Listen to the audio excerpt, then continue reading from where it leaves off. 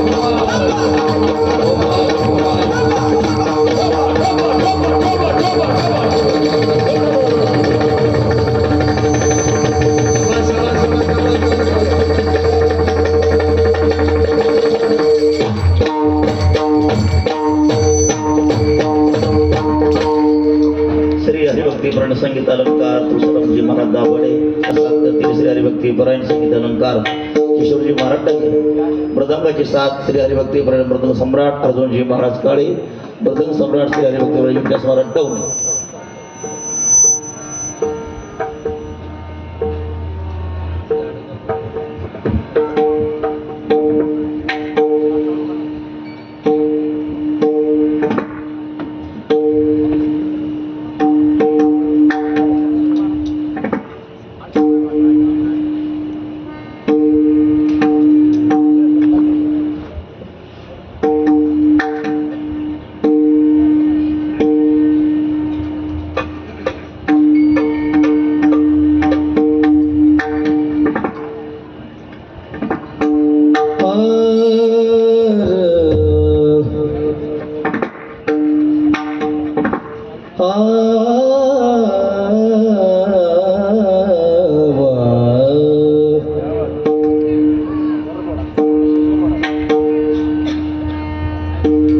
चंदनाचे हात पाय हे चंदन चंदनाचे हात पाय हे चंदन चंदनाचे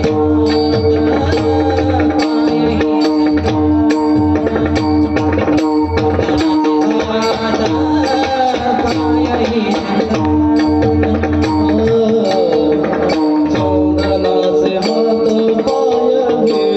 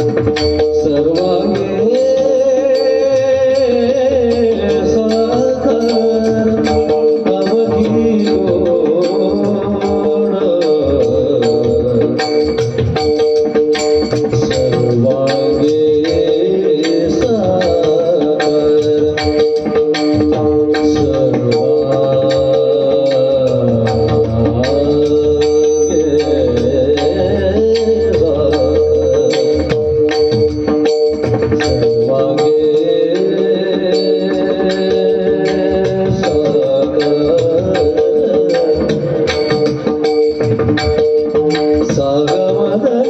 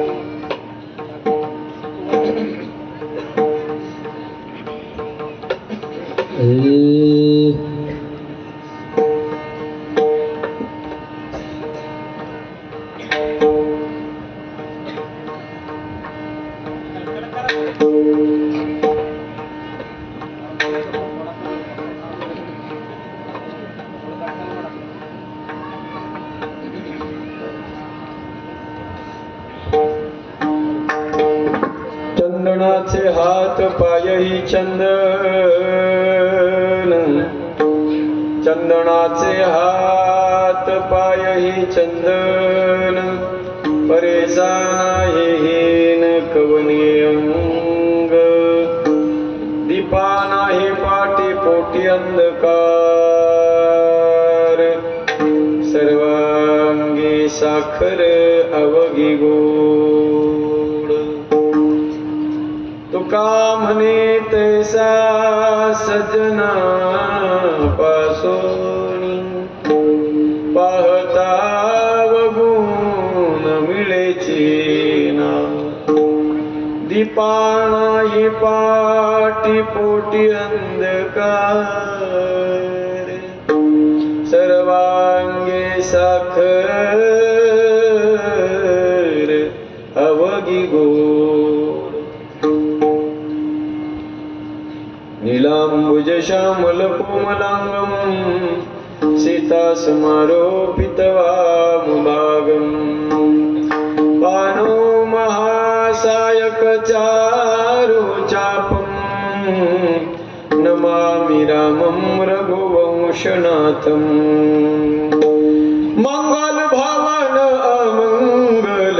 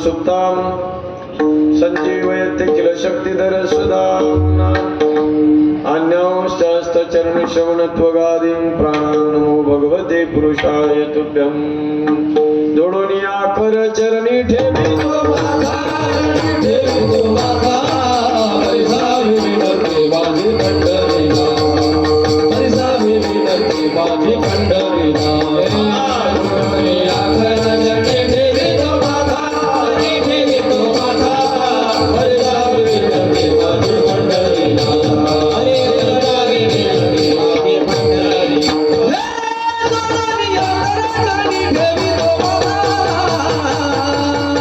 हरिसावी विनंती माझी पंढरीला.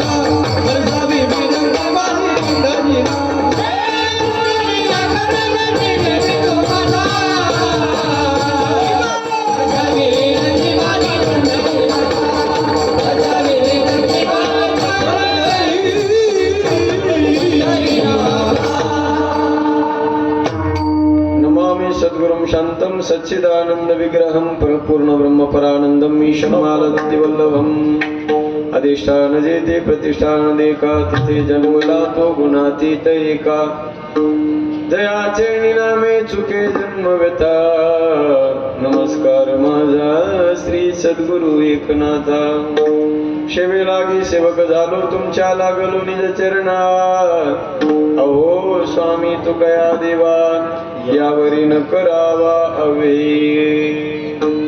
श्री गुरुचरण सरोज रज निज मनुपुर सुधारी वर्ण रघुबर विमल जसु जोदायक फलचारी चंदनाचे हात पायही चंदन चंदनाचे हात पायही चंदन परिसा नाही न कवने अंग दीपा नाही पाठी पोटी अंधकार सर्वांगी साखर अवघी गो अनंत कृपा विभूषित परम मंगलमय परात्पर अखिलेश्वर अकारण करुणावरुणालय भक्तवांच्या कल्पतरू तडिद्वित विनिंदित पितांबरधारी अखिल कोटी ब्रह्मांड नायक कर्तुम अकर्तुम अन्यथा कर्तुम परात्पर परमात्म्याच्या सेवेकरता गायलेला अभंग महान भगवत भक्त वैराग्याचे मूर्तिमंत पुतळे देवनिवासी ज्ञानेश प्रिय श्रीमंत संत जगद्गुरु तुकोबारायांचा तीन चरणाचा अत्यंत सुंदर गोड असा अभंग असून प्रस्तुत अभंगाच्या माध्यमातून श्री तुकोबाराय साधूंचं जीवन संतांचं जीवन नाम सज्जनाचं जीवन आपल्या समोर म्हणतायत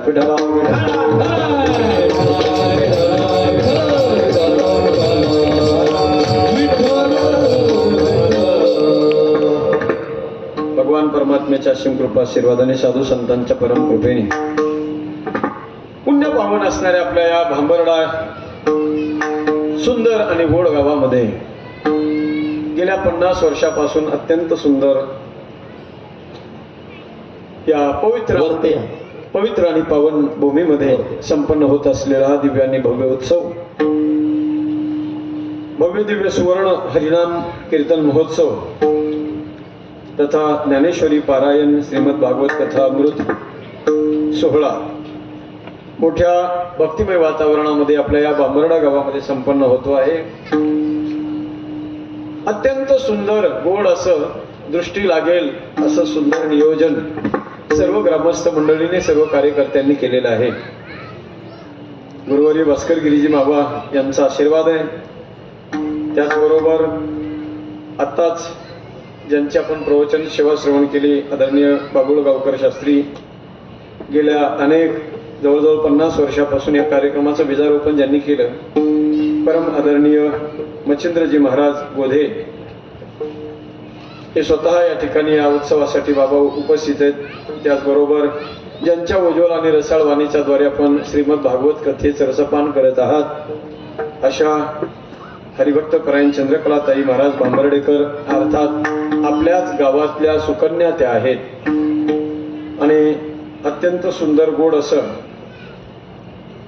व्यासपीठ चालवणारे रावसाहेब महाराज बांबर्डेकर त्याचबरोबर आदरणीय वंदनीय सर्व महाराज मंडळी सर्वांच्या शुभाशीर्वादाने संपन्न होत असलेला हा उत्सव मौजे बांबर्डा या सुंदर आणि गोड गावामध्ये ज्यांनी अत्यंत सुंदर गोड अशी गायनाची साथ केली महाराष्ट्रातील प्रसिद्ध भजन गायक भजन सम्राट क्लासिकल गायनाच्या क्षेत्रामध्ये ज्यांचा अग्रगण्य संबंध महाराष्ट्रामध्ये नाव घेतलं जातं असे माझे परमस्नेही हरिभक्त परायण श्री तुळशीरामजी महाराज दाभाडे महाराजांच्या चरणी वंदन आहे.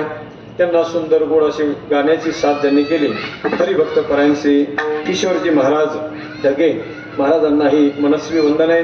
त्याचबरोबर गोड असे मृदंग वादक आपल्या या भागाचं वैभव भूषण श्री विकासजी महाराज डवणे त्याचबरोबर दुसरे मृदंग वादक हरिभक्त परायण श्री अर्जुनजी महाराज या दोन्ही मृदंग वादकांना मनापासून वंदन करतो.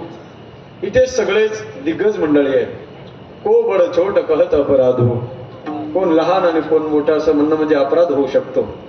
असे सगळे दिग्गज मंडळी आदरणीय वंदनीय सर्व महाराज मंडळी इकडे सुद्धा आदरणीय महाराज सर्वांच्या चरणी वंदन करतो. व्यासपीठावरती विराजमान असणारे आदरणीय सर्व वंदनीय मंडळी आणि विशेषत्वानं ज्यांच्या प्रेमामुळे खऱ्या अर्थानं या ठिकाणी मला येणं शक्य झालं आमचे दीपक दादा श्री क्षेत्र पैठणमध्ये बराच काळ राहून ज्ञानोबारायांच्या पवित्र सानिध्यामध्ये आळंदी क्षेत्रामध्ये राहून कीर्तनाचं अध्ययन अध्यापन करून संबंध महाराष्ट्रामध्ये कीर्तनाच्या क्षेत्रामध्ये आपलं नाव लौकिक करण्यासाठी जे सध्या कार्यरत आहेत असे युवा कीर्तनकार आमचे दीपक दादा त्या महाराजांना सुद्धा मनापासून वंदन करतो. आपण ऐकणारे सर्व रसिक श्रोते सज्जन भक्तिमती माता सगळ्यांच्या चरणी मनस्वी वंदन. सत्संग साऊंड सर्व्हिस अकोला आमच्या दादांना सुद्धा मनापासून वंदन करतो. सगळे युट्यूब चॅनल वाले तुम्हालाही मनस्वी वंदन करून पुनश्च एकदा बहे जे अहि जे होई हई आगे प्रणव हो सबही कपट सब त्यागे सगळ्यांच्या चरणी मनापासून वंदन करून जो अभंग निवडलेला आहे जगद्गुरु तुकोबारायांचा अत्यंत सुंदर गोड असा अभंग आहे. बाबा या अभंगाच्या माध्यमातून तुकोबाराय सजन हो साधूचं जीवन संतांचं जीवन नाम सज्जनाचं जीवन आपल्या समोर मांडताय. माझ्या तुकोबारांनी संत जीवनाला आपल्या समोर पेश करत असताना सादर करत असताना तुकोबारांनी अनेक प्रकारच्या वेगवेगळ्या उपमा त्या संत जीवनाला देऊन संतांचं जीवन आपल्या हृदयापर्यंत पोहोचवण्याचा अट्टहास प्रयत्न केलेला आहे. संत जीवनाला उपमा देत असताना माझ्या तुकोबारांनी सजन हो विशेषत्वानं एक उपमा दिली आणि ती उपमा म्हणजे कशाची दिली? तुकोबारा म्हणतात साधूचं जीवन संतांचं जीवन नाम सज्जनाचं जीवन चंदनाप्रमाणे त्यांचे हात पाय त्यांचं सर्व अंग चंदनासारखं आहे. महाराज चंदनाची उपमा का दिली? तुकोबारा म्हणतात तुका म्हणे गुण चंदनाचे अंगी तैसे तुम्ही जगे संत जन. जे गुण चंदनाच्या ठिकाणी आहेत ते माझ्या साधूच्या संतांच्या ठिकाणी तुकोबारांना दिसले. म्हणून माझ्या तुकोबारांनी चंदनाची उपमा साधू संतांच्या सज्जनाच्या जीवनाला दिली आहे. सज्जन चंदनाची उपमा का दिली? बाकीच्या पदार्थ बाकीच्या जगात नव्हते का? ऐका, चंदनाची उपमा देण्याचं कारण असे मैबाप या जगामध्ये आपण जर पाहायला गेलो तर चंदनाला अनन्य साधारण असं महत्व आहे. जगाच्या मार्केटमध्ये जर आपण पाहायला गेलो तर दोनच अशा वस्तू ज्या तोळ्यावर विकतात. एक सगळ्यांना माहिती आहे सोनं तोळ्यावर विकताय, पण दुसरी वस्तू आहे तिचं नाव आहे चंदन. चंदन हे तोळ्यावर विकताय सज्जन हो. आपल्याकडचं चंदन नाही, ते ओरिजिनल चंदन असलं पाहिजे. हिमालयाच्या पर्वतरांगामध्ये मलयागिरी नावाचा पर्वत आहे. त्या मलयागिरी पर्वतावर ओरिजिनल 52 कशी चंदन ज्याला म्हणतात ते तिथे मिळतंय. एवढं जास्त प्रमाणात तिथं ते चंदन आहे, एवढं चंदन आहे, एवढं चंदन आहे की त्या ठिकाणी तिथं राहणाऱ्या माता भगिनी सज्जन आपल्याकडच्या माय मावल्या जसं चुलीमध्ये पाणी तापवायला चुलीमध्ये सरपण इंधन म्हणून आपण बाबळीच्या लाकडाचा लिंबाच्या लाकडाचा वापर करतो ना, तसं त्या पर्वतावर राहणाऱ्या माय मावल्या ओरिजिनल चंदनाच्या तोळ्यावर विकणाऱ्या ओरिजिनल चंदनाच्या लाकडाचा वापर कशासाठी करतात? पाणी तापवण्यासाठी चुलीमध्ये सरपण म्हणून वापर करतात. कारण त्यांना त्या ओरिजिनल चंदनाचं तिथं त्यांना मोल नाही. अतिपरिचयात अवज्ञा संतत गमनात अनादर भवती. कशाप्रमाणे शास्त्रकार सांगतात मलया भिल्ल पुरंद्रे ही चंदनम काष्ट इंधनम कुरुते. मलयागिरी पर्वतावरच्या स्त्रिया त्यांना जसं त्या चंदनाचं मोल नाही, पण आपल्याला त्याचं मोल नाही का असं म्हणता येणार नाही. आपल्याकडे ते भेटत नाही, मग ते आपल्याकडे त्याला मोल नाही असं नाही. जगाच्या बाजारामध्ये चंदनाला अनन्य साधारण महत्व आहे. या जगात अशा काही वस्तू आहेत ज्यांना विशेष असा दर्जा प्राप्त झालेला आहे. सज्जनो, या जगामध्ये जर आपण बघायला गेलो तर हिऱ्याला किंमत आहे, सोन्याला किंमत आहे, लोण्याला किंमत आहे. झाडांचा विचार केला तर चंदनाला किंमत आहे, आणि या जगामध्ये माणसाचा विचार केला तर सज्जनाला किंमत आहे. सज्जन माणसाला या जगात किंमत आहे. मग या तुम्ही काही लोक म्हणतील महाराज या सगळ्यांनी आपल्या स्वतःच्या किमती स्वतःच वाढवल्या की काय? नाही. हिरा हिऱ्याची किंमत स्वतः वाढवत नसतो, सांगत नसतो. सोनं सोन्याचं महत्व जगाला सांगत नाही, लोणी लोण्याचं महत्व सांगत नाही, चंदन चंदनाची किंमत जगाला सांगत नाही, सज्जन सज्जनाचं महत्व जगाला सांगत नाही. लक्ष देऊ नाही का? या सर्वांचं महत्व वाढवण्याचं काम कोणी केलं? लक्ष द्या. हिऱ्याचं महत्व या जगामध्ये वाढवण्याचं काम गारांनी केलं. गारा काढतात ना गारगोटे, त्या गारांनी हिऱ्याची किंमत वाढवली. ताकानं लोण्याचं महत्व वाढवलं, कडुलिंबाच्या झाडानं चंदनाचं महत्व वाढवलं, आणि दुर्जनांनी सज्जनाचं महत्व वाढवलं. हे मी नाही म्हणत, त्या सज्जनाला विचारा, त्या साधूला विचारा, त्या संतांना विचारा. संतांना विचारा, त्या संतांना महाराज आज तुमचं जीवन वंदनीय आहे, आदरणीय पूजनीय जीवन आहे. एखादा साधू दिसला की आपसुकच महाराज त्या साधूच्या चरणावर माणसाचं मस्तक झुकल्याशिवाय राहत नाही. कशामुळे? त्या जीवनाला, संत जीवनाला एवढं महत्व मिळालं. तुकोबाराय म्हणतात, आमची किंमत वाढवण्याचं काम जगामध्ये आम्ही नाही केलं. कोणी केलं? दुर्जनांनी केलं. म्हणून असे दुर्जन जगात असले पाहिजे. असो खलाईचे फार दयाचे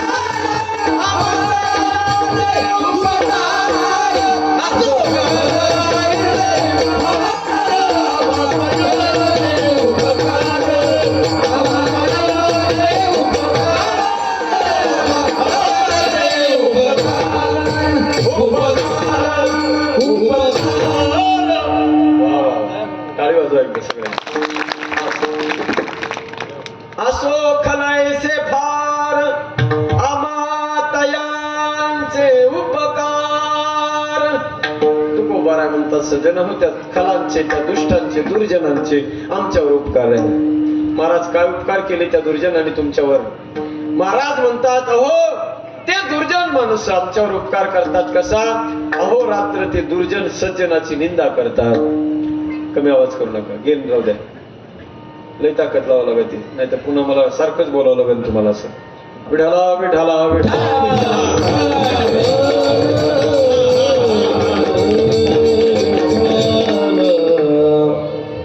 तुकोबा म्हणतात, ते दुर्जन माणसं अहो रात्र निंदा करतात चांगल्या माणसाची, सज्जनाची. आणि निंदा केल्यामुळे, दुर्जनानं सज्जनाची निंदा केल्यामुळे सज्जनाचे पाप रूपी कपडे तो फुकटमध्ये धुवून देतो. सज्जनाचं पाप नष्ट होतं, दुर्जनाच्या डोक्यावर जाऊन बसताय. मोल न घेता साबणे करीती पातकाची धुनी. अरे एखाद्या शिष्याला सांगितलं जरा कपडे धुवून आण, तो म्हणतो दीपक महाराज साबण लागेल महाराज. एखाद्या धोब्याला सांगितलं दादा जरा आमचे कपडे इस्त्री करून द्या, ते म्हणतात पैसे द्या पहिले. तुकोबाराय म्हणतात, ते दुर्जन साबण बी मागत नाही आणि पैसे बी घेत नाही. फ्री ऑफ चार्ज मध्ये पाप रूपी कपडे धुवून देण्याचं काम करतो. कोण? दुर्जन. निंदकामुची गंगा, निंदकामुची गंगा, निंदकामुची गंगा, निंदकामुची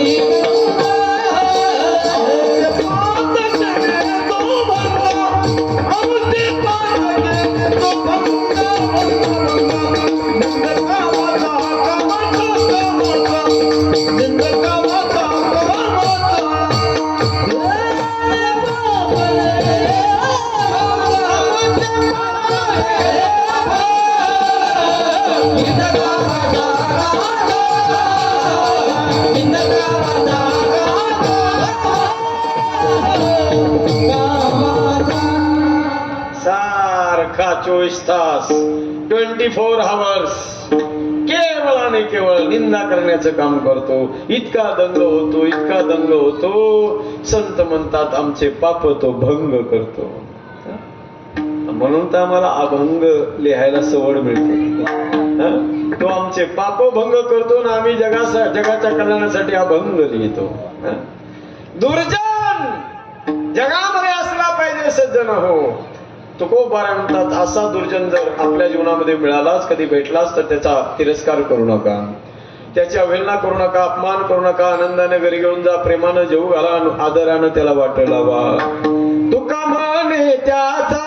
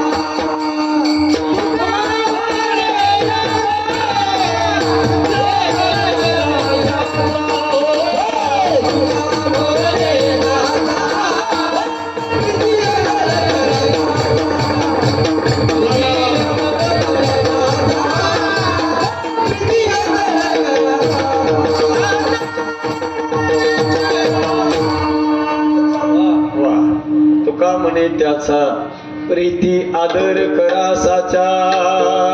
त्याचा म्हणजे कोणाचा? दुर्जनाचा. आदर करा, त्याची कदर करा. कशामुळं?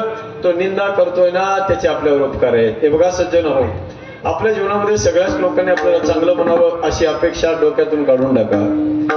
एखाद्यानं तरी आपल्याला मागं नावं ठेवलं पाहिजे, कोणीतरी नाव ठेवणारा बी पाहिजे, निंदा करणारा बी कोणीतरी पाहिजे. त्याच्याशिवाय तुमचं जीवनरूपी पौधा, जीवनरूपी हे झाड मजबूत होऊ शकत नाही. आपण शेतकरी मंडळी आहेत. पावसाळ्याच्या दिवसामध्ये आपण कापसाची झाडं शेतात नेऊन लावतो. 2 महिन्याने जाऊन पाहिलं की आपण लावलेले कापसाचे झाडं महाराज कमरेला लागतात, पण न लावलेलं बिना कामाचं बेकार गवत सुद्धा वाढते. लावलेल्या कापसाची वाढ जास्त का बिना कामाच्या गवताची वाढ जास्त? सांगा तुम्हीच आता. ज्याची गरज नाही, ज्याचा कंटाळा, त्याचा जास्त काय असतो? वानवाळा. ज्याची आवश्यकता नाही आपल्याला, ते बिना कामाचं गवत. मग ते गवत आपण लावलेलं झाड, कापसाचं झाड, त्याला चांगले फळं लागले पाहिजे, फुलं लागले पाहिजे. म्हणून हुशार शेतकरी काय करतो? त्याचा लावतानाच लागवड करताना अशी पट्ट्याने लागवड करतो. त्याच्यात वखर चाललं पाहिजे, त्याच्यात पाळी चालली पाहिजे, ते बिना कामाचं गवत निघलं पाहिजे. पण काही गवत इतकं चिकट असतं महाराज, ते झाडाच्या बुडाला जाऊन बसते आपण लावलेल्या. ते कोणत्याच पासाने निघत नाही. मग हे काढायचं काम कोणाचं आहे? आमच्या माय माऊल्यांचं काम आहे. त्या कशाने काढतात? पासानं नाही, वखरानं नाही, नांगराने नाही. कशाने? जहा काम आहे सुई क्या करे तलवार. ते गवत काढायचं काम काय? खुरप्याने करतात. हो, त्याला काही भागामध्ये खुरपणं असा शब्द आहे, काही भागात त्याला निंदणं असा शब्द आहे. मला वाटतं आपल्याकडे निंदणच शब्द असेल, है ना? महिला मंडळी कुठे गेल्या? निंदायला गेल्या. ते निंदावं लागते बघा. आपण आपल्या सुद्धा जीवनामध्ये कुणीतरी निंदणारा पाहिजे. निंदल्याशिवाय झाड मजबूत होत नाही. पीक भरघोस तर घ्यायचं असेल तर त्याच्या अवतीभोवती उगवलेलं गवत त्याला निंदावं लागते. हे माझं म्हणणं नाही, तुकोबारायांचं म्हणणं आहे. निवडाव्यात ना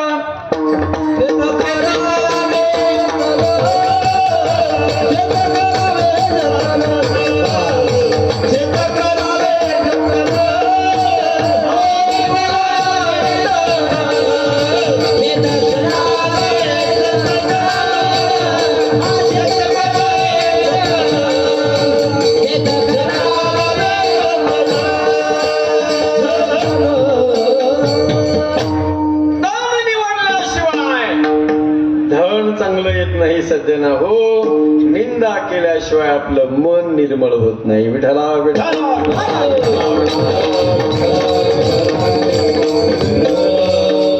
म्हणून माझ्या संतांनी म्हणावं, त्या दुर्जनांचे आमच्यावर उपकार आहे. संतांनी म्हणावं, दुर्जनाचे आमच्यावर उपकार आहेत. ऐका, अरे माझ्या भगवंतानं म्हणावं, दुर्जनाचे माझ्यावर उपकार आहे. म्हणावं, देवावर दुर्जनाचे उपकार, भगवंतानं म्हणावं. संतांवर दुर्जनाचे उपकार आहेत, भगवंतावर दुर्जनाचे उपकार आहेत. तुम्ही म्हणाल देवावर कसे काय दुर्जनाचे उपकार आहे का? ऐका, एक प्रसंग सांगतो. उद्या राम जन्म आहे, राम नवमी आहे. त्या रामजीच्या रामायणातला एक गोड प्रसंग तुम्हाला सांगतो सज्जना हो. सकाळची वेळ आहे, नुकता सूर्योदय झालेला आहे. सकाळी सूर्योदय झालेला आहे आणि त्या वेळेला भगवान रामजी पांढऱ्या शुभ्र दगडाच्या शिळेवर बसलेले आहेत. जंगलातून एक भिल्ल, एक वनवासी धावत आला आणि आल्याबरोबर त्यानं माझ्या भगवंताला एक निरोप सांगितला. जसा तो आला तसा परमात्म्याला त्यानं निरोप दिला. म्हणे, प्रभू आपको मिलने के लिए अवधवासी लोग आ रहे हैं. रामजीने ऐकलं, हो माझे अयोध्यावासी लोक मला भेटायला इथे येत आहेत या वनात. एवढा आनंद रामाला झाला, कारण रामाचं प्रेम अयोध्यावासी लोकांवर होतं. एवढं प्रेम होतं सज्जना हो, एवढं प्रेम होतं माय बाप. अरे माझ्या राघवाला अयोध्यावासी लोकांची आठवण झाली की रामाच्या डोळ्यातून अश्रूच्या धारा याव्यात. जब जब राम आवाज सुधी कराई, बारी बिलोचन लोचन भराई. जब जब राम आवाज सुधी कराई, बारी बिलोचन लोचन भरही. डोळ्यातून माझ्या राघवाच्या पाणी यावं अयोध्यावासी लोकांच्या आठवणीने. आणि ते अयोध्यावासी लोक आज मला भेटायला येतात. एवढा आनंद आम्हाला झाला. तो बिल्ल, अरे माय बाप, तो बिल्ल जातो तर पुन्हा दुसरा एक आला. आल्याबरोबर त्यानं सांगितलं एकाई अस कहा बहोरी सेण संग चतुरंगिनी थोरी. जसा तो आल्याबरोबर रामजीला त्यानं निरोप दिला. म्हणे प्रभू आपको मिलने के लिए केवल अवधवासी लोग नहीं, आपकी तीनों माताएं और आपके प्राण प्रिय भरत महाराज आपको मिलने आ रहे हैं.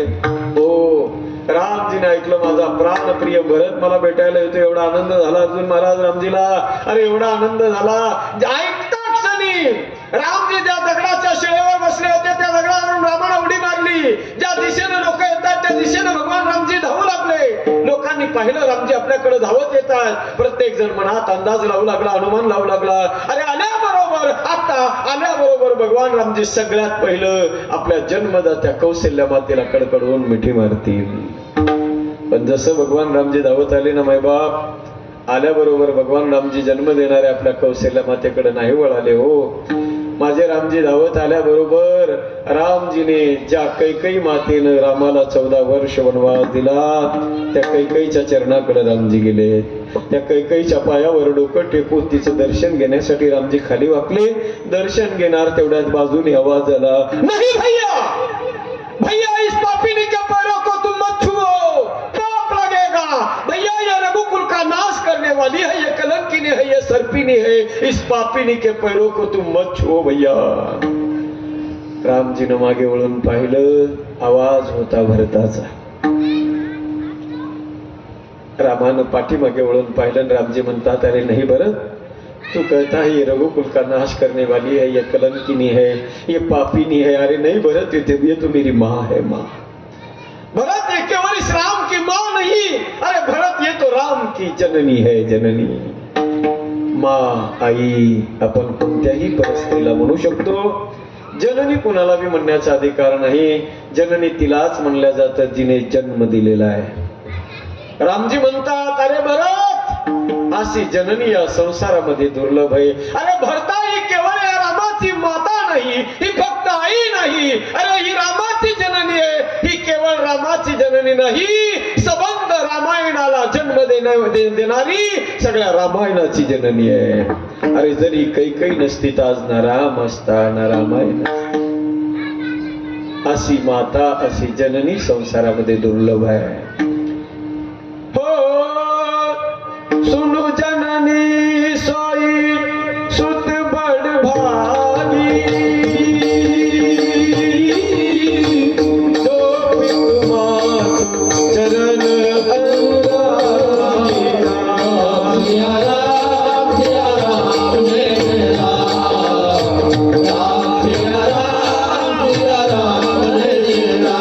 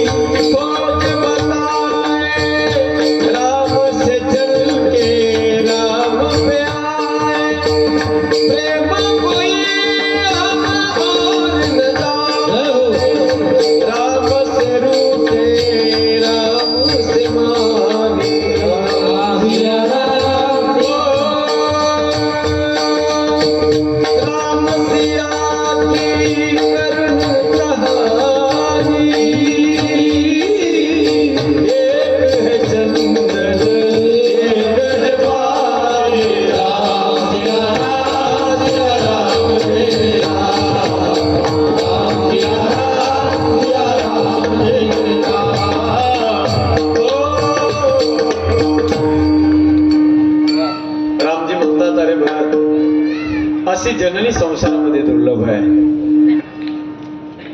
रामजी भरताला म्हणतात अरे भरत तरी काही काही नसती, आज या जगामध्ये ना राम असता ना रामायण नसता. मोठ्या प्रेमाने रामाची कथा गायला जाते बाबाजी. पुऱ्या जगामध्ये संपूर्ण भारत देशामध्ये विश्वामध्ये प्रेमाने राम कथा गायल्या जाते आजही. उद्या राम जन्माचा उत्सव आहे सज्जन हो. भव्य दिव्य असा रामनवमीचा सोहळा न भूतो न भविष्यती असा उद्याच्या दिवशी अयोध्येमध्ये साजरा केला जाणार आहे. सगळ्या विश्वामध्ये तो साजरा होणार आहे. हा सगळा आनंद आपल्या तुमच्या आमच्या जीवनामध्ये जर कुणामुळे मिळाला असेल तर तो फक्त आणि फक्त कैकेयीमुळे मिळाला आहे. अरे रामजी म्हणतात, भरता माझ्या बापाचं राजा दशरथाचं माझ्यावर किती प्रेम आहे हे मला कळालं या कैकेयीमुळे. जानकी माता किती पवित्र आहे या जगाला कळालं या कैकेयीमुळे. भरताचा अगाध महिमा जगाला कळाला या कैकेयीमुळे. अरे शत्रूशी कसं वागावं हे मला कळालं या कैकेयीमुळे. हनुमंतरायाच्या बाहुबलामध्ये किती ताकद आहे जगाला कळालं या कैकेयीमुळे. अरे जर ही कैकेयी नसती तर आज ना राम असताना रामाई नसती. जगानं ज्या कैकेयीला दुर्जन म्हणलं ऐका मायबाप, जगानं ज्या कैकेयीला दुर्जन म्हणलं, जगानं ज्या कैकेयीला कलंकिनी सर्पिणी पापिनी म्हणून संबोधलं, रामजी म्हणतात त्या कैकेयीचे दुर्जन असलेल्या जगाच्या नजरेत दुर्जन असलेल्या कैकेयीचे माझ्यावर उपकार आहे. तुम्ही म्हणाल महाराज काय उपकार त्या कैकेयीनं केले. ऐका एक गोड प्रसंग सांगतो तुम्हाला. ज्या वेळेला दशरथ महाराज कैकेयीचा हात मागायला तिच्या बापाकडे गेले बाबा, त्यावेळेला कैकेयीच्या बापानं राजा दशरथाला विनंती केली, महाराज तुम्ही अयोध्येचे सम्राट आहात, राजे आहात, माझ्या मुलीचा हात तुम्ही मागायला आलात. मी नाही म्हणू शकत नाही तुम्हाला, परंतु माझी एक अट आहे. माझ्या मुलीच्या पोटी जन्माला येणारा जो पहिला पुत्र आहे त्याला जर अयोध्येचा भावी राजा तुम्ही करणार असाल तर मी माझ्या मुलीचा हात तुमच्या हातात देतो, अन्यथा नाही. राजा दशरथानं आपल्या सासऱ्याला वचन दिलं सज्जन हो. आणि वचन पाळण्यासाठी कटिबद्ध असणारा एकच वंश आहे, त्याचं नाव आहे रघुवंश. प्राण जाई मगर वचन न जाई. रघुकुल रीत सदा चली आई, प्राण जाई पर वचन न जाई. ऐका, जरी ही चौपाई पूर्ण पाठ नाही पण अर्धी मात्र सगळ्याला पाठ आहे. प्राण गेला तरी चालेल पण दिलेलं वचन मागं घ्यायचं नाही. शिबी राजानं आपल्या मांडीचं मांस कापून तराजू मध्ये टाकून त्या कबुतराचे प्राण वाचवले. दधीची ऋषींनी आपल्या छातीचा हाडाचा सापळा काढून इंद्राला वज्र करून दिलं.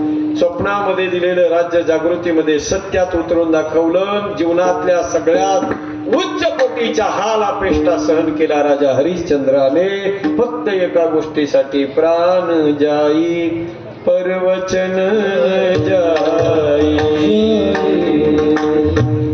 प्राण गेला तरी चालेल पण दिलेलं वचन मागं घ्यायचं नाही. ऐका ऐका ऐका हो. राजा दशरथानं वचन दिलं बघा कुणाला. एक गोड प्रसंग आपल्या जीवनात कधी ऐकला नसेल तुम्ही, ऐका ऐका आवर्जून सांगतो ऐका. राजा दशरथानं वचन दिलं आपल्या सासऱ्याला आणि त्यानंतर कथा तुम्हाला सगळ्याला माहिती. काळ निघून गेला, कुणालाच मुलगा झाला नाही. पुत्र कामेष्टी यज्ञ केला, 4 मुलं झाली, मुलं मोठे झाले. मिथिलेला गेले, लग्न करून घरी आले. एक दिवस ऐका, दशरथ महाराज राज सिंहासनावर बसलेले असताना रामाची एंट्री, रामाचं आगमन त्या सभेमध्ये झालं. रामाला पाहिल्याबरोबर राजा दशरथानं ऐका भरलेल्या सभेमध्ये घोषणा केली, काय की उद्या मी रामाला राजा करणार आहे. विठाला विठाला बसला घोषणा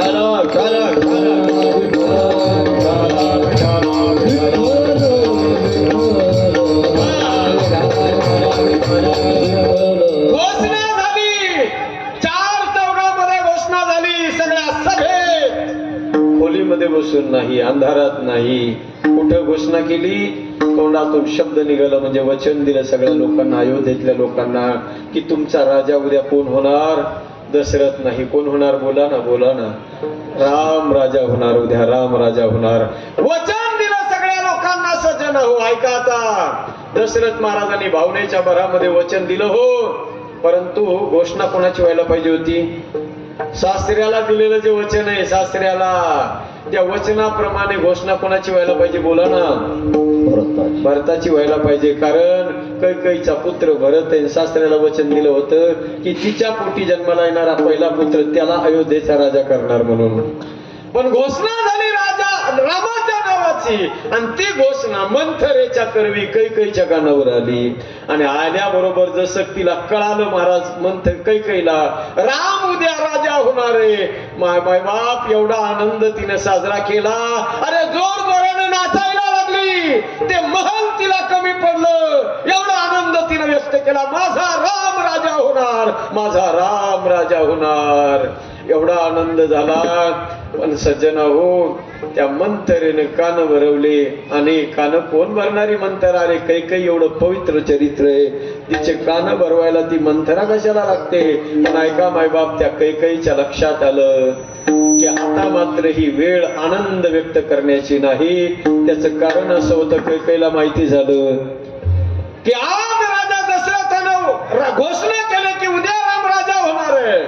कैकईला आठवलं आपल्या बापाला वचन दिलं होतं महाराजांनी आणि घोषणा भरताच्या नावाची व्हायला पाहिजे होती. म्हणून बघा, वरदान मागत असताना सुद्धा कैकईने पहिलं वरदान कोणचं मागितलंय? भरताला राजगादी मागितली. कदाचित त्या वराची आठवण झाली तर झाली. पहिल्या वरानं देहू एक बर भरत ही टीका, आणि नंतर जेव्हा राजा दशरथ तयारी दिसले नाही भरताला राजगादी देण्याच्या, त्यावेळेला पुन्हा मग तिनं निर्णय घेतला. आता दुसरा पर्याय एकच आहे, कोणता? आता प्राणप्रिय असलेला राम, ज्या रामाशिवाय कैकई एक क्षणभर राहू शकत नव्हती. अरे कैकईचं रामाचं लग्न करून रामजी घरी आले आणि आल्याबरोबर आईनं आपल्या मुलाला काहीतरी गिफ्ट द्यायचं असते. त्यावेळेला कैकईने स्वप्नात विश्वकर्माच्या करवी बनवलेला जो महल होता तो महल रामासाठी देऊन टाकला होता. पण त्या रामाला आता वनाला पाठवण्याची वेळ आली त्या कैकईवर. तिला माहिती होतं राम वनाला पाठवणं ही सोपी गोष्ट नाही. पण का पाठवायचं आहे? कारण राम जर वनाला नाही गेला तर राजा दशरथाचं वचन मोडलं जाणार आहे, आपल्या सासऱ्याला दिलेलं. आणि जर वचन मोडलं गेलं तर रघुकुळाची मर्यादा आणि रघुकुळाची परंपरा धुळीला मिसळणार आहे. हे कैकईची ही गोष्ट लक्षात आली आणि जड अंतकरणानं मायबाप दुसरं वचन मागितलं तिने. तापस बेश विशेष उदासी 14 वर्ष राम वनवासी. 14 वर्षासाठी रामाला वनवास कैकईनं मागितला. का? ऐका, अरे त्या कैकईनं विचार केला, राम जर वनाला गेला तरच वचन साबूत राहणार आहे. कारण राम वनाला गेला तर राम राजा होणार नाही आणि राम जर राजा नाही झाला तर राजा दशरथाचं वचन मोडणार नाही. पण तिला माहिती होतं, ऐका लक्ष देऊन, रामाला वनाला पाठवणं एवढी सोपी गोष्ट नव्हती मायबाप. जी कैकई रामाशिवाय एक क्षणभर राहू शकत नव्हती. 14 वर्ष. एक लक्षात घ्या, आपल्या सगळ्याला माहिती कथा. राम वनाला गेला आणि 6 दिवसात राजा दशरथानं प्राणत्याग केला. एक ध्यानात घ्या, प्रेम कशाला म्हणतात ऐका मायबाप. अरे आपण ज्याच्यावर प्रेम करतो ना, आपल्या प्रेमी व्यक्तीच्या वियोगामध्ये मरणं सोपं काम आहे, प्राण त्याग करणं सोपं काम आहे. पण त्या प्रेमी व्यक्तीच्या वियोगामध्ये जगून दाखवणं अत्यंत कठीण काम आहे सज्जनो. आणि ते काम त्या कैकईने केलं, जसं गोपिकांनी कृष्ण परमात्म्याच्या वियोगामध्ये जगून दाखवलं. जगल्या गोपिका. अरे ज्या गवळाने रोज मथुरेला जात होत्या दही दूध विकायला, मथुरेची वाट माहित नव्हती का त्यांना? पण ज्या दिवसापासून कृष्ण परमात्मा गेला ना, त्या दिवसापासून पुन्हा तोंड पाहिलं नाही त्या मथुरेचं. वाट बघत बसल्या, रोज गोकुळामध्ये वाट बघावी त्या गवळणीने सज्जन हो. आज तरी येईल, उद्या तरी येईल. आपण ही आए लिख नहीं भेजे, पंख नहीं उड़ जावन के, कोई काही आए प्रभुआन की, कोई काही आए प्रभुआन की, मनभावन की, आवन की, मनभावन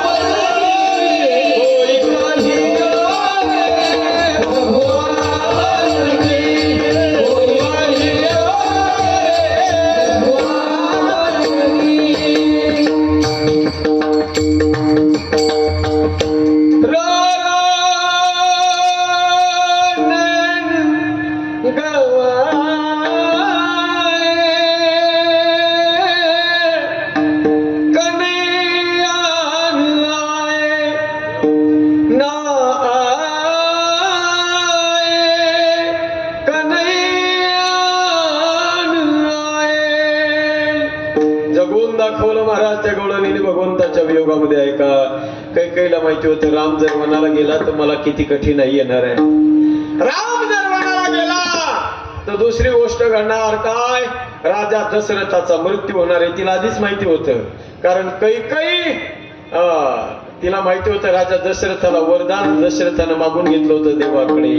जल बिनु मनी जिमू, जल बिनु मनी बिनु फनी बिनु मीना, मम जीवन तिमित्तो तुमही अधीना.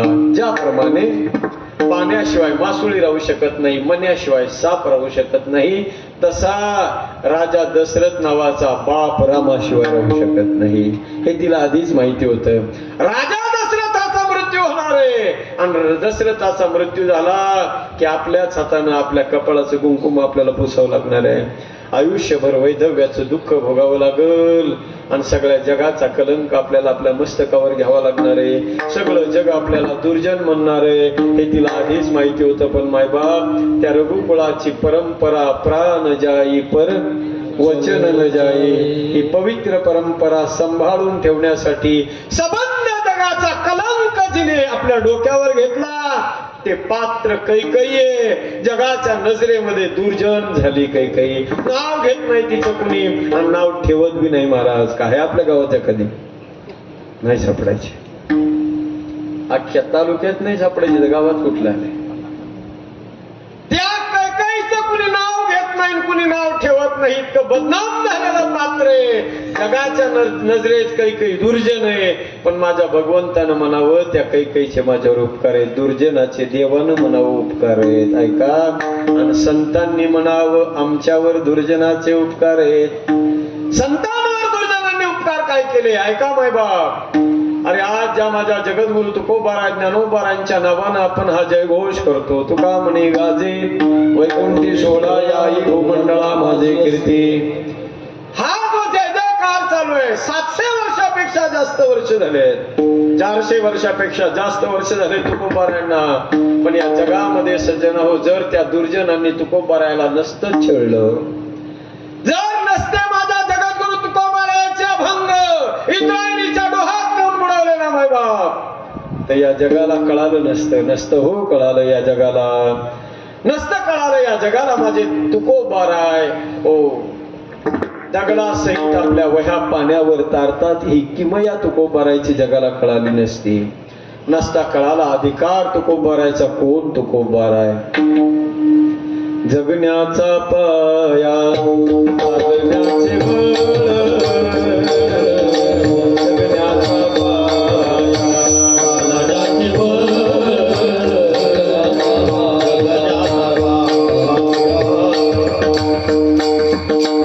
विचाराची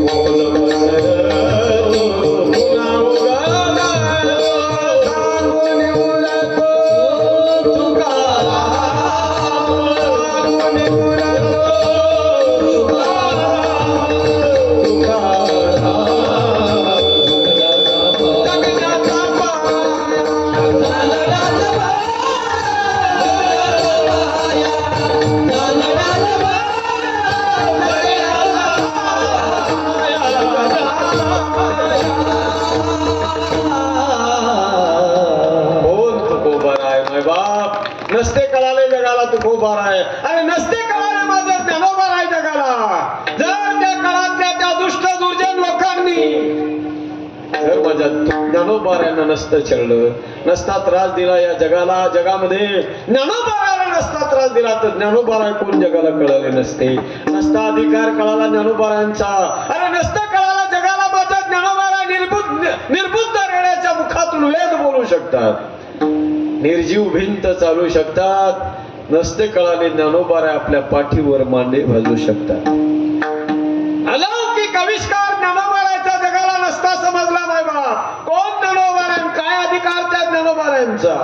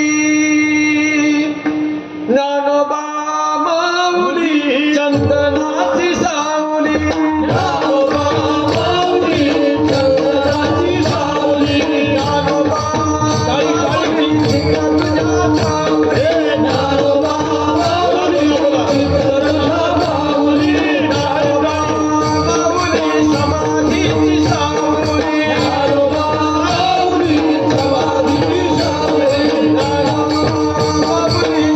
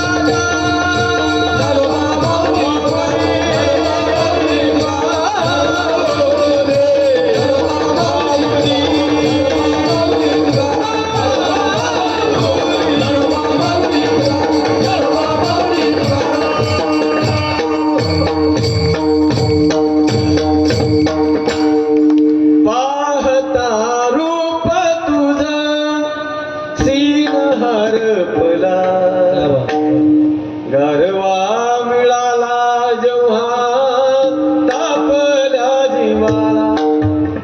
ज्ञानोपायाचा अधिकार जगाला कळाला नसता सज्जन हो, जर त्या काळातल्या दुष्ट दुर्जन लोकांनी नसता त्रास दिला. एक ध्यानात घ्या, आपल्या जीवनामध्ये प्रत्येक माणसाच्या जीवनात, चांगल्या माणसाच्या जीवनात दुर्जन माणसं हे त्रास देत असतात. दुर्जनांनी त्रास दिला म्हणून चांगल्या माणसानं चांगलं काम करायचं सोडून द्यायचं नसतं. चाहे कितने भी आए तूफान चले फिर आंधिया, इरादे हो मजबूत तो छू लेंगे बुलंदिया.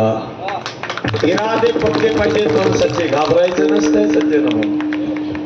लहरों से डरकर नैया पार नहीं होती और कोशिश करने वालों की कभी हार नहीं. सहजासहजी जीवनात काहीच मिळत नाही.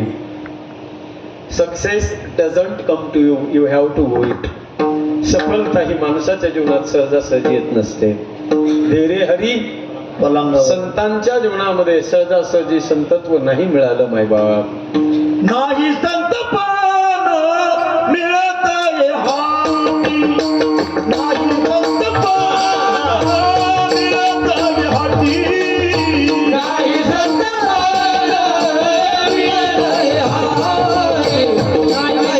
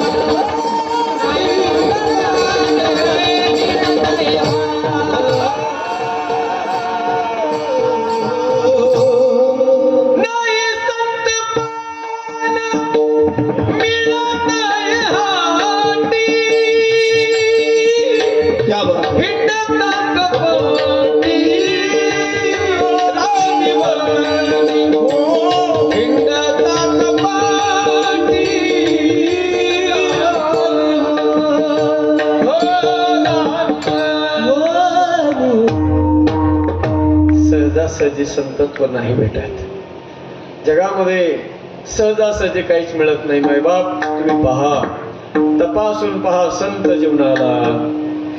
संतांच्या जीवनात संतत्व सहजासहजी नाही मिळालं. अरे एक राजस्थानमध्ये जन्माला आलेली संत, महिला संत, जगातली पहिली महिला संत ताईसाहेब, या जगामधली पहिली महिला संत होती माझी मीराबाई.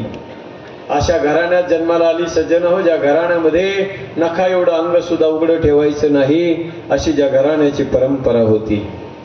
सगळ्या परंपरा वेशीला टांगल्या त्या मीराने. पायात घुंगर बांधले, विना घेतला, चौकात गेली सज्जन हो. आणि चौकामध्ये जाऊन मीरा नाचू लागली. बघ घुंगरू बांध मीरा नाची रे, बघ घुंगरू बांध मीरा नाची रे, बघ घुंगरू बांध मीरा नाची रे, बघ घुंगरू बांध मीरा नाची रे, बघ घुंगरू बांध मीरा नाची रे, बघ घुंगरू बांध मीरा नाची रे, बघ घुंगरू बांध मीरा नाची रे, बघ घुंगरू बांध मीरा नाची रे.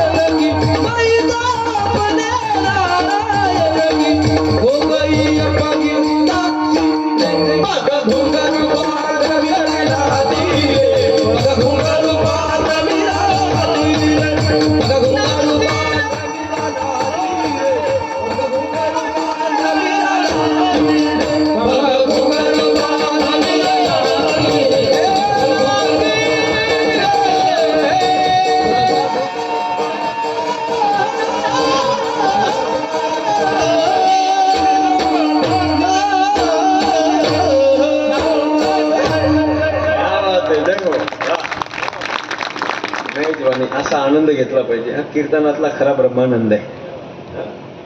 गायन ते लीला चरित्र पवाडे. कीर्तनामध्ये गायन पाहिजे. सांगीन ते आहे का बरं? एक चरित्र सांगीन असं नाहीच आहे. गायन ते लीला चरित्र पवाडे. पण सगळ्यांनाच गाता येत नसलं त्याने सांगितलं बी पाहिजे. गाता येईल तेची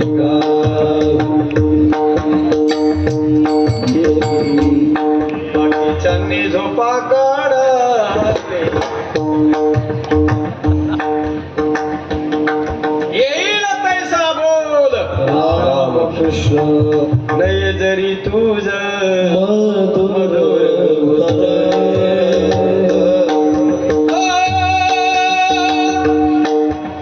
येईल तैसा बोल रामकृष्ण.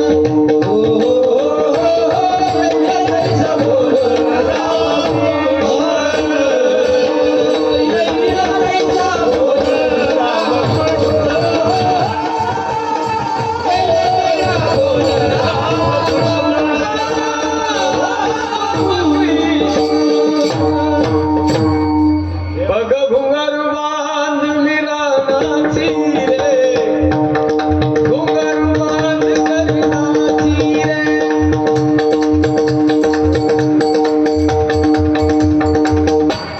घुंगर घुंगर बांध कर नाची रे. बघ घुंगर बांध नाची रे. ज्या वेळेला मीरा नाचायला लागली सज्जन, घरातले लोक म्हणायला लागले, लोक नावं ठेवायला लागली. तुम्ही चांगलं काम करायला लागले की लोक तुम्हाला नावं ठेवणार आहे. पण चांगलं काम करत असताना लोक नावं ठेवायला लागले तर लोकांकडे बघू नका. क्या कहेंगे लोग और सबसे बड़ा है रोग. लोक काय म्हणतील हा जीवनातला सगळ्यात मोठा रोग आहे. मीरानं त्या लोकांकडे ध्यान दिलं नाही सज्जन. काय म्हणतात लोक नाही पाहिलं मीराने. लोक म्हणायचे घुंगर घुंगर बांध मीरा नाची रे. मीरा नाची मीरा नाची मीरा नाची रे. लोग कहे मीरा भाई बावरी बावरी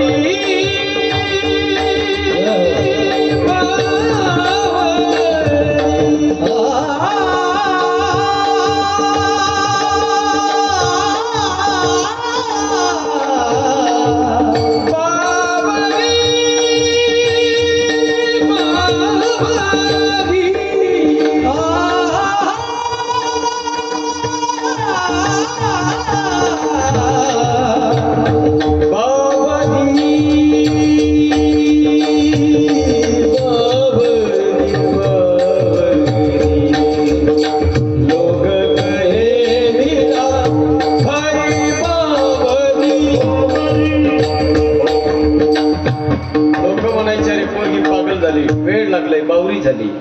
बावरी म्हणजे पागल झाले. वेळ लागले. एक लक्षात घ्या सज्जन, जीवनात वेळ लागल्याशिवाय काही येत नाही. तुम्हाला जर कोणत्याही फील्ड मध्ये असू द्या, त्याच्यामध्ये जर 100% 100% अचिव्हमेंट जर प्राप्त करायची असेल तर वेळ लागावं लागते. वेळ लागावं लागते. बघा आमचे तुळशीराम महाराज, आदरणीय महाराज एवढं गोड गातात ना, तर हे सहजासहजी नाही गात. ही वेळ लागलंय त्यांना. गाण्याचं वेळ लागावं लागते. हे फक्त कीर्तनातच गातात असं नाही, हे रस्त्याने बी चालले ना तर तरी बी गुणगुणतच असतात. बाबर्डा गावाच्या गल्लीतून एखादा माणूस जर असा गुणगुणत चालला तर लोक म्हणतील, काय म्हणतील बरं, हे गेलंय गावातून. जावं लागते, बराडाला दाखवावं लागते. वेळ लागल्याशिवाय गायन येत नाही. वेळ लावल्याशिवाय पखवाज वादन येत नाही. त्याच्याशिवाय कीर्तन येत नाही. वेळ लागावं लागते. बघा वेड व्हावं लागते. वेड व्हावं लागते. कोणतं बी क्षेत्र कोणतं बी असू द्या, एखाद्या विद्यार्थ्याला 100% मार्क मिळवायचे, त्यानं वेड झालं पाहिजे. 24 तास त्याने अभ्यास केला पाहिजे. एखाद्या शेतकऱ्याला भरघोस उत्पादन करायचे ना, तर त्या शेतकऱ्याने वेडं झालं पाहिजे. 24 तास त्यांनी पणगावत झोपून राहिलं पाहिजे.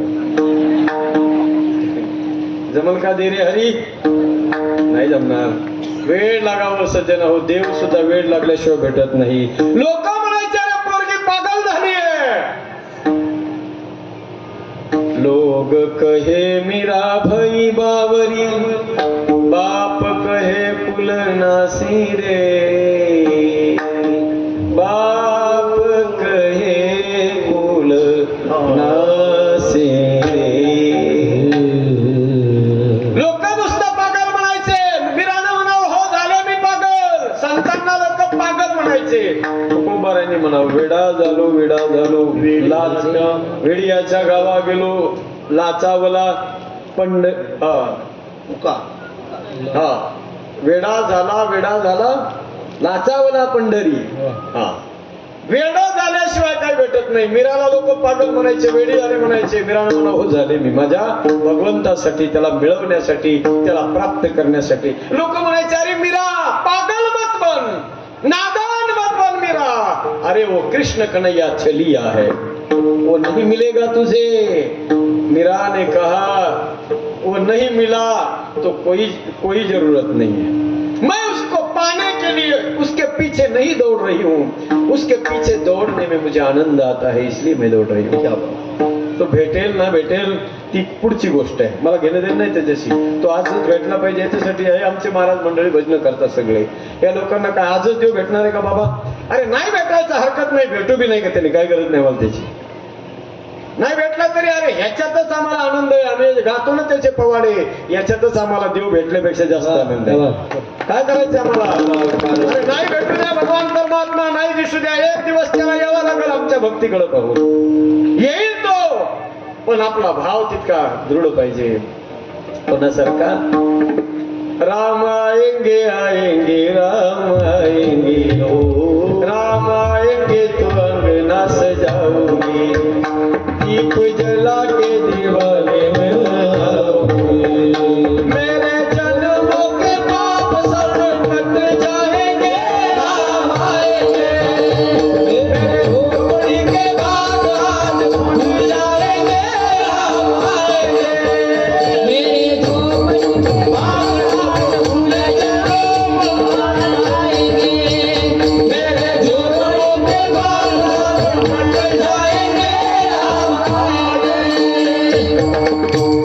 भाव असला पाहिजे त्या शबरी सारखा. देव येत नाही कोण म्हणलं?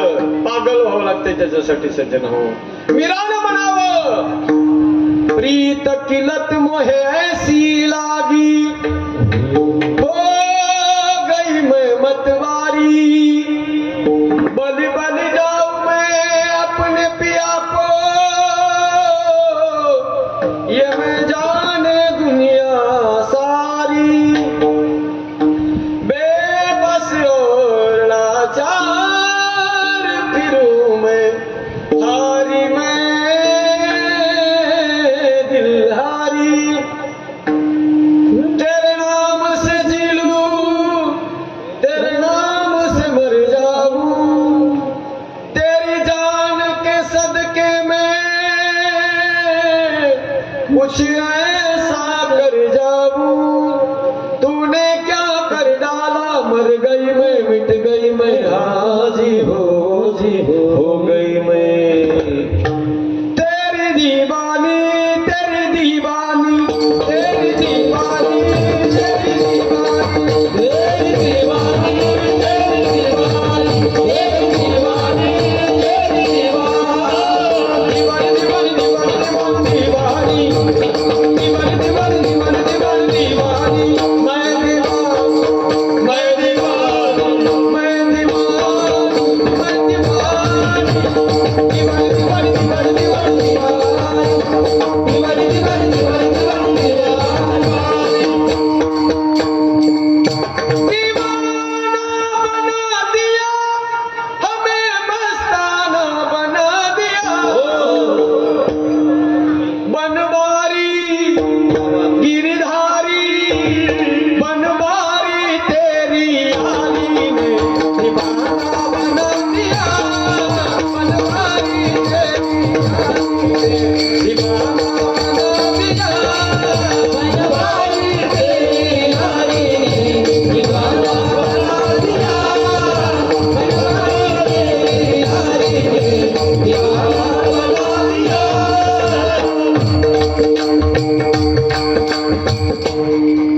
भांडवलाचा बाजच वेगळा वेगळा. ढोलक बांध. दिवाना दिवाना दिवाना दीवाना बना दिया हमें मस्ताना बना दिया ओ बनबारी गिरधारी बनबारी तेरी यारी ने दीवाना बना दिया भूल गई सुध बुध में अपनी बेसुध सी हो गई तुम्हें क्षमा बना के दिल अपना परवाना बना दिया. आजही वृंदावनात असे हजारो पागल लोक दिसतात जे माझ्या भगवंतासाठी पागल झालेले सज्जन आहोत. देवासाठी पागल झाल्याशिवाय देव भेटत नाही. मीराला लोकांनी टार्गेट केलं, तिनं भक्ती करू नये, देवापर्यंत पोहोचू नये, पण मीरा थांबली नाही.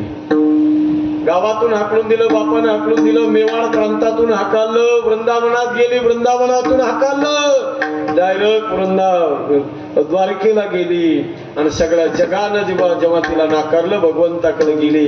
उभ्यानेच अंग टाकणार तेवढ्यात माझा भगवान परमात्मा मूर्तीतून धावत आले द्वारकाधीश आणि मीराला आलिंगन देऊन आपल्या स्वरूपाकार करून टाकला. जगात 3 महात्मे होऊन गेले सज्जन हो जे भगवंताच्या स्वरूपात विलीन झाले.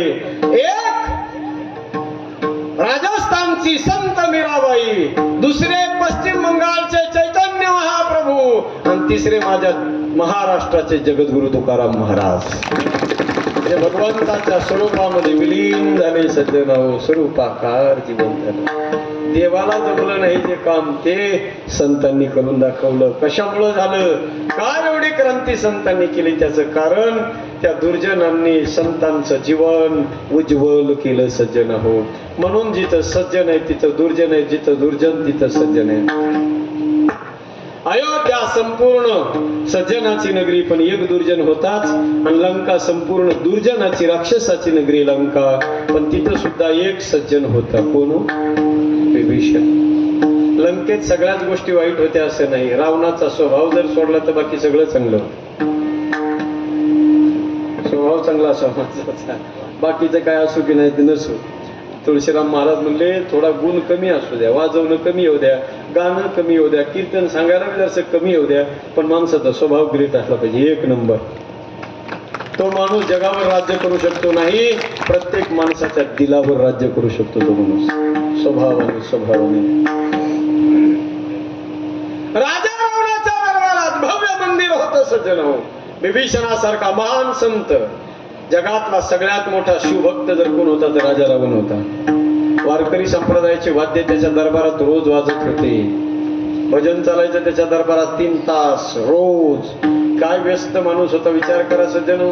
अरे थोडस प्रॉपर्टी आली तर माणसं त्या देवाच्या देवळात दर्शनाला सुद्धा जात नाही. अरे कमी सामान्य श्रीमंती नव्हती. कोटी घरे जेथे काशाने तांब्याची सुषुप्त कांचनाची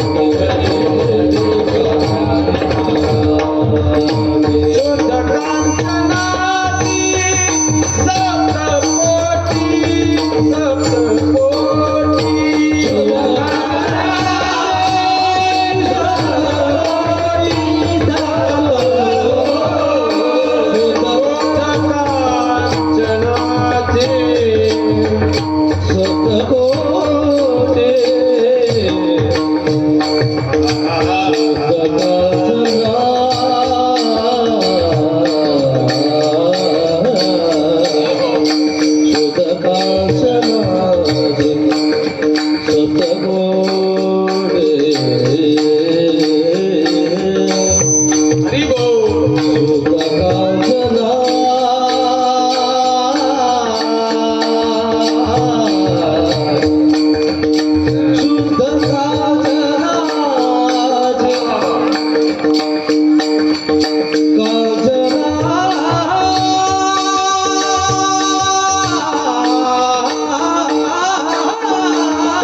हरी बोल.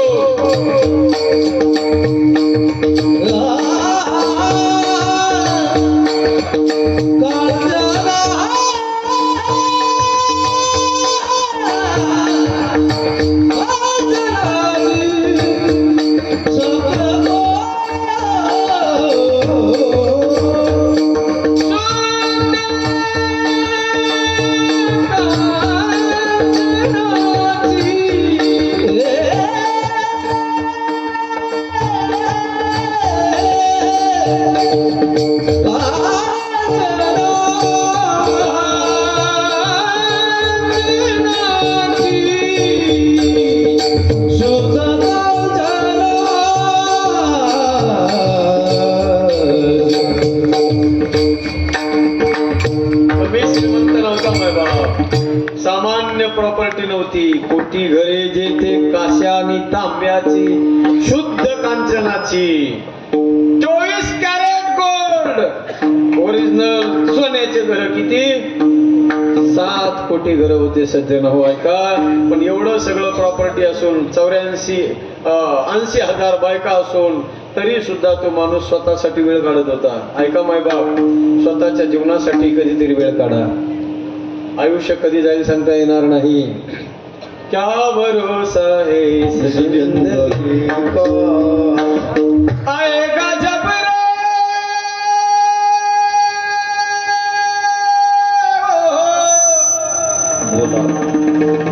आएगा जब रे बुलावा हरि का, छोड़ के सब कुछ जाना पड़ेगा,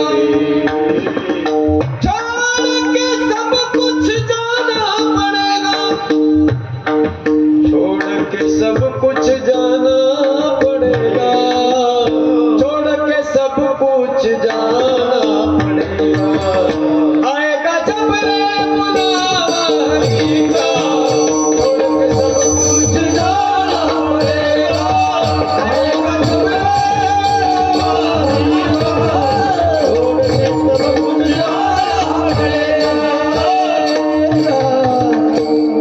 तो राजा रावण मैफिल चालायची. त्याच्या दरबारात वारकरी संप्रदायाचे सगळे वाद्य वाजायचे. कोणती बाज हिताल पखाव जबीना नृत्य करैया बसरा बबीना, ए करई गान बहु गान तरंगा, जिनके नहीं गान तरंगा.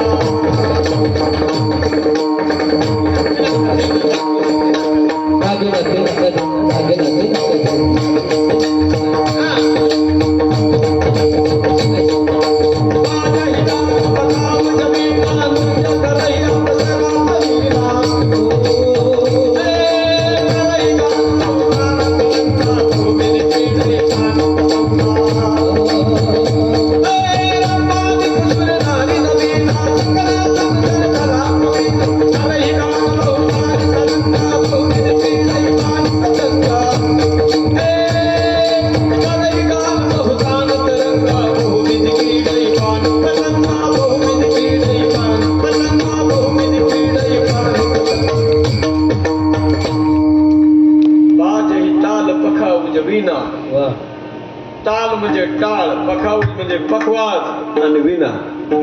लावणी मृदंग, टाळ घोष, सेऊ ब्रह्मरस. रावणाच्या दरबारात मैफिल चालायची. नाचायचा रावण सजन. नाचत नाचत महादेवाच्या गाभारात जायचा मंदिराच्या. आणि गाभारात जाऊन आपल्याच हातानं आपल्या 10 मुंडक्यापैकी एक मस्तक तलवारीनं कापायचा. एक शिर ठेवायचा महाराज. एक शिर, त्या शिरेची तार करायची. तारेचा तंबोरा करून त्यानं भजन करायचं.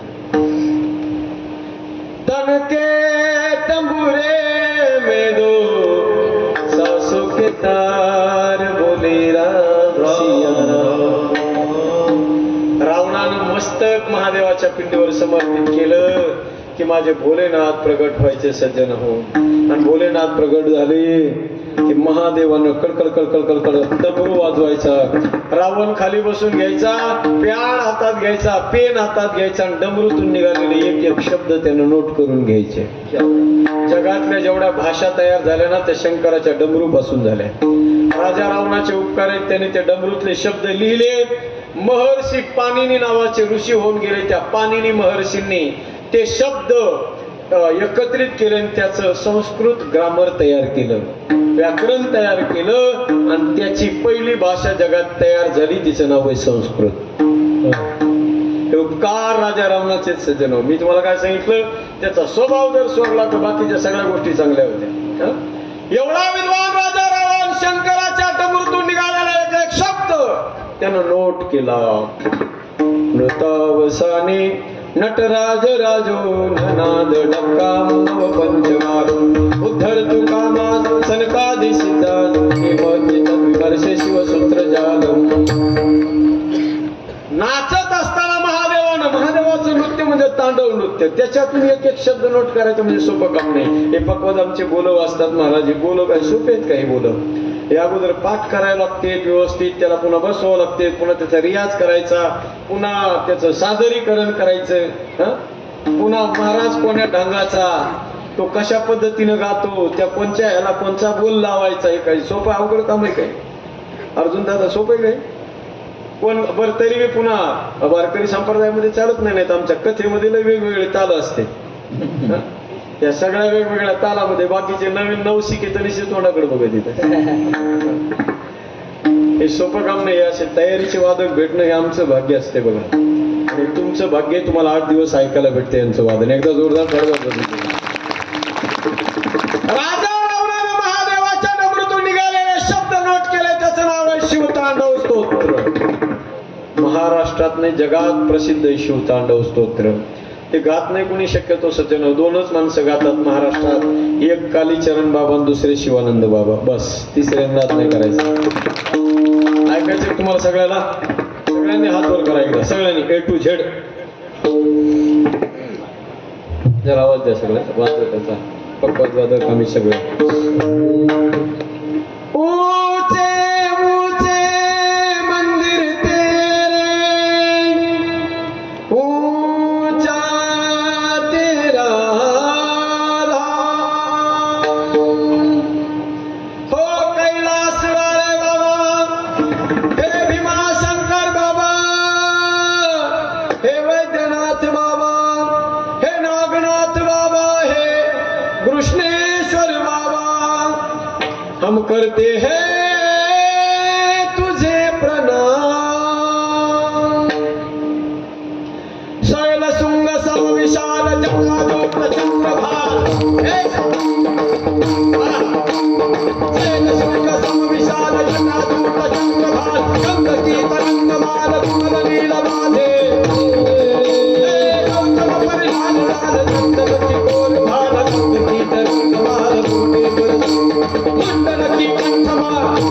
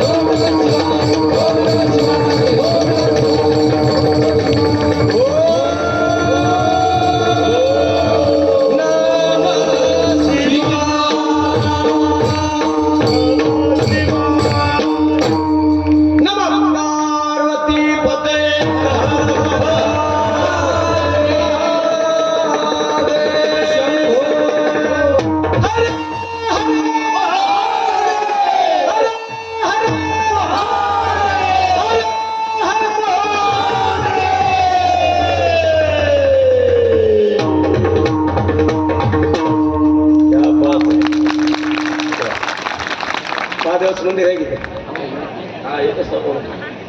असं बाहेर येऊनच नाचेल महादेव. शंकराचं शिवतांडव आहे. डबल ग्रॅज्युएट झालेला माणूस जरी असला तुळशीराम दादा एक लाईन कंप्लीट करू शकत नाही, इतका अवघड आहे.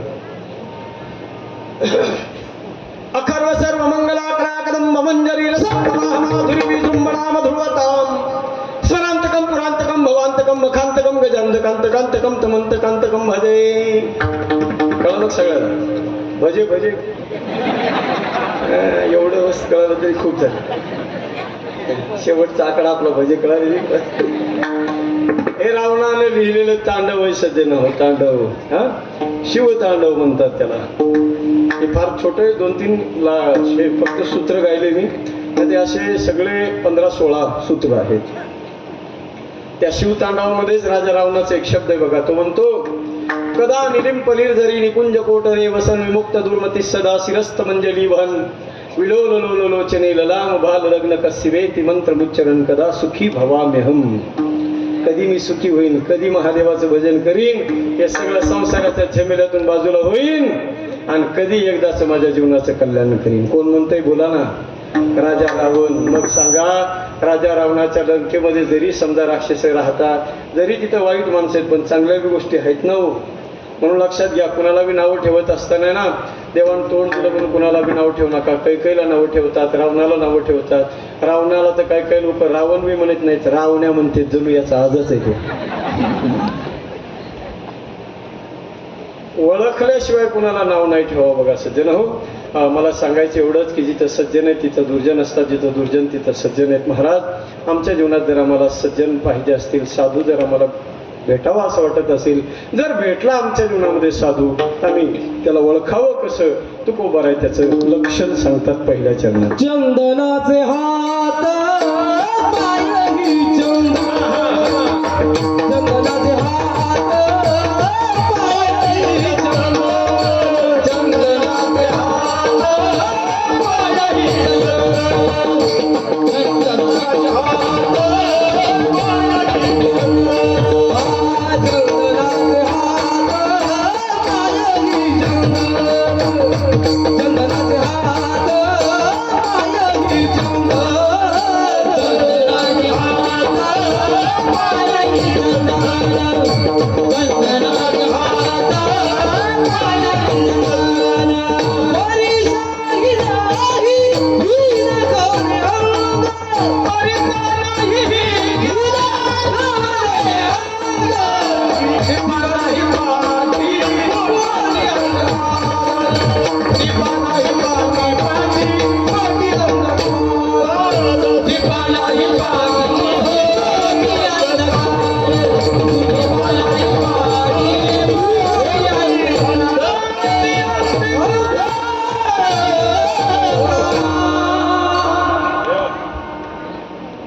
एकदा तुळशीराम महाराजांचं जोरात वाजवून जरा जोरात. काही पुढच्या माणसाने जरा जोरात वाजवली, मागच्याने जोरात शब्दाचा जोरदार अपमान केला. काही गोष्टीचं काही ठिकाणी महत्व असतं पहा. ऐका, एक शेर सांगतो. वो शहर शहर नहीं है, वो शहर शहर नहीं है जहाँ गंदगी साफ करने के लिए नाली न हो. वो मकान मकान नहीं है जहाँ अतिथि के लिए 1-2 कमरा खाली न हो. वो खिड़की खिड़की नहीं है जिसमें मच्छरों से बचने के लिए जाली न हो. वो ससुराल ससुराल नहीं है जहाँ साला और साली न हो. और वो कीर्तन की महफिल महफिल नहीं है जिसमें जोरदार ताली न हो.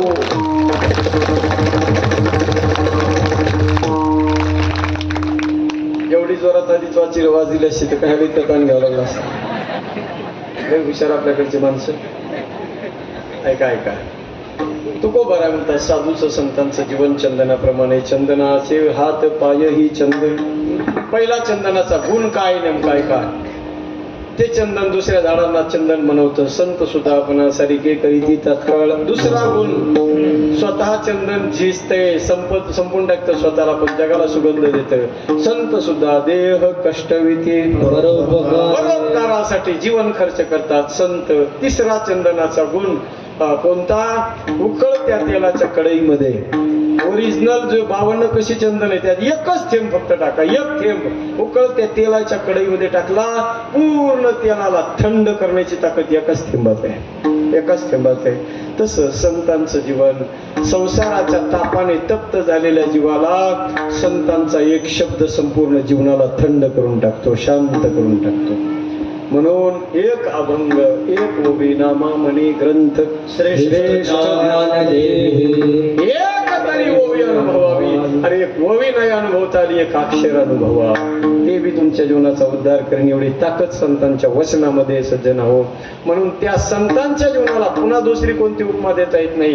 परिसाची उपमा दिली, पण परिस लोखंडाचं सोनं करतो, खापराचं नाही. खापरा परिस काय करी, खापराचं सोनं नाही केलं परिसाने, पण संतांनी दगडाचं सोनं केलं. लाखो मंदिरं देवाचे जगात दिसतील, दगडाचे मंदिर फक्त 2च आहेत महाराष्ट्रात. एक आळंदीमध्ये भिताडाचं मंदिर आहे, भिताड, ज्या भिंतीला माझ्या ज्ञानोबाराय चालत चालवत आणलं त्या दगडाच्या भिंतीचं मंदिर आहे. आणि दुसरं दगडाचं मंदिर आहे नेवाशाला, ज्या खांब्याला पाठ लावून ज्ञानेश्वरी लिहिली. संताचा स्पर्श झाला आणि दगडाचं सोनं झालं. रे तुमच्यासारख्या आमच्यासारख्या माणसाचं सोनं होईल यात काय नवल आहे.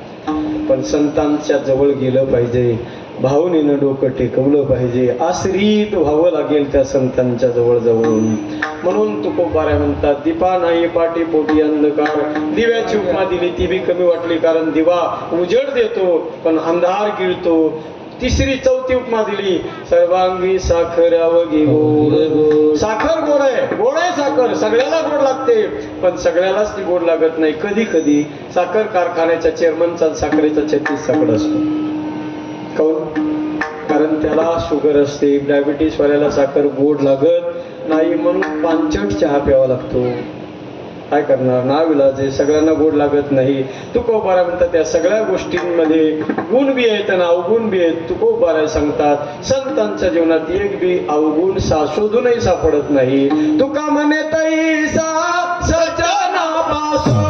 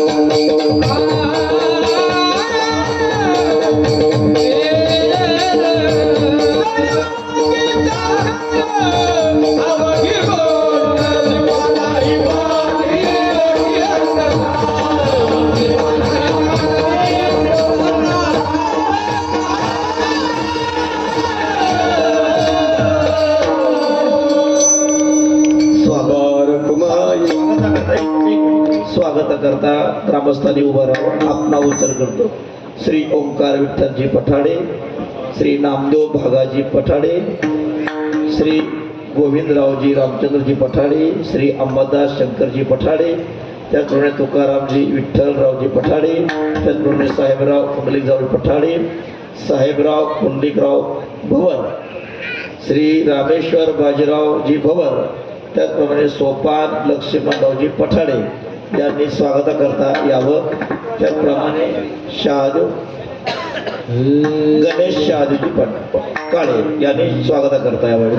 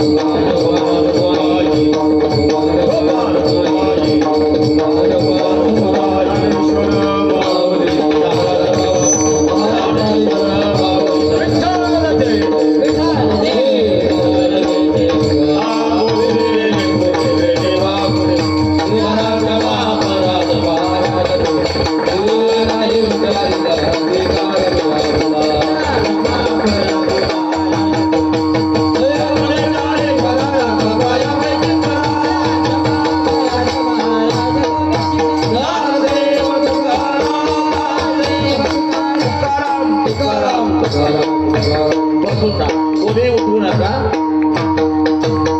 अखिल प्रभुरामचंद्र प्रभूंच्या कृपे आशीर्वादाने ग्रामदैवत मारुतीच्या कृपाप्रसादाने आपल्या गावामध्ये चालू असलेला स्वर्ण महोत्सव प्रभुरामचंद्र जन्मोत्सव भव्य दिव्य स्वरूपामध्ये समस्त ग्रामस्थ गावकरी मंडळीच्या